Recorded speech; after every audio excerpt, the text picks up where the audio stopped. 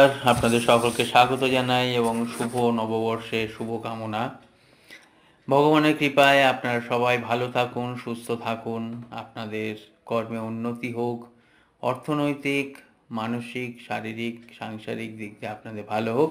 আজকে বলবো বৃষ রাশির 2025 জানুয়ারি মাস কেমন যাবে।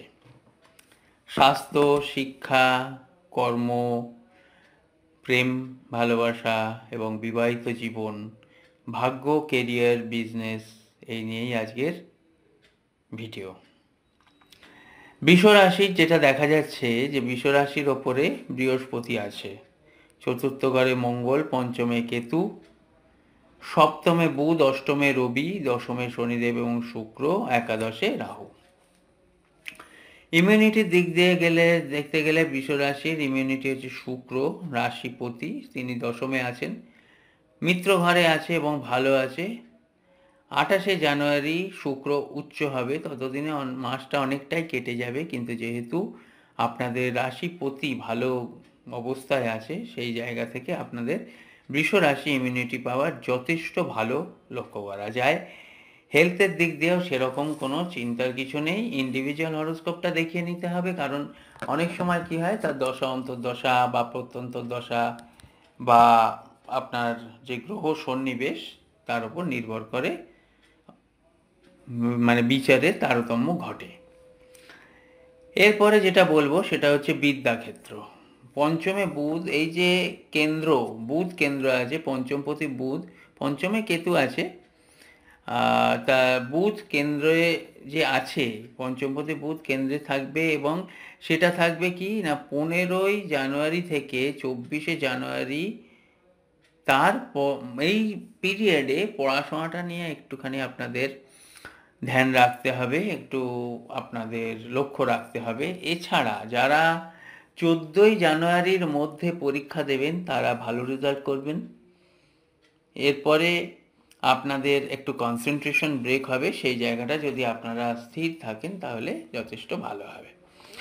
লাভ রিলেশন হচ্ছে পঞ্চমে কেতু আছে, 18ই মে অবধি থাকবে।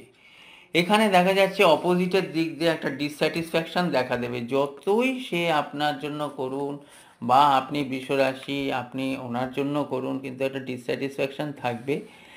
একটা সব সময় দেখবেন মনোমালিন্য থাকবে, কিংবা মানে পেরে উঠবেন না, কাজের জন্য সময় দিতে পারবেন না, সেই জায়গা থেকে কিন্তু একটা আর্গুমেন্ট, একটা মিসআন্ডারস্ট্যান্ডিং এগুলো চলবে। কিন্তু এগুলোকে একটু কন্ট্রোল করে রাখতে পারলে আর এগুলোকে সেইভাবে জীবনে হাইলাইট না করলে আপনার কিন্তু যথেষ্ট ভালো লক্ষ্য করা যায়। বিবাহিত জীবন হচ্ছে আপনার সপ্তমপতি মঙ্গল আপনার চতুর্থে, বৃষ, মিথুন, কর্কট, তৃতীয় মাফ করবেন, তৃতীয় কিন্তু আছে নিচস্থ। এর ফলে কি হবে, মাথা গরম হয়ে যাবে অনেক সময়। মাথা গরমের ফলে তৃতীয় ব্যক্তির আগমনের একটা মানে কি বলবো সম্ভাবনা থাকে, সেখান থেকে কিন্তু একটু সাবধান। এবার ভাগ্য, কেরিয়ার, বিজনেস যদি আমি বলি, ভাগ্যস্থানে খুবই ভালো ফল, ভাগ্যে নতুন অপরচুনিটি আসবে, নতুন কর্ম আসবে, নতুন যোগাযোগ আসবে।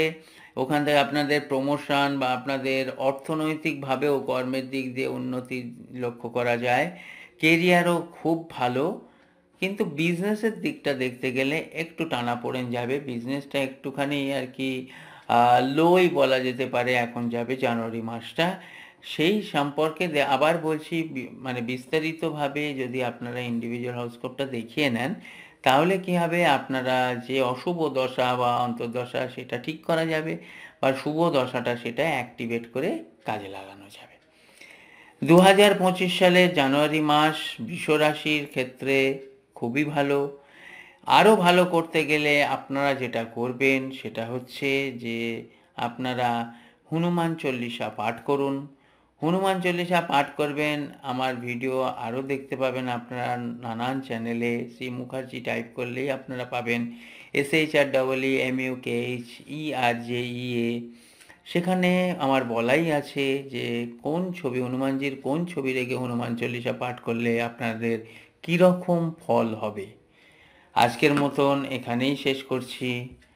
নমস্কার, ভালো থাকবেন, ধন্যবাদ।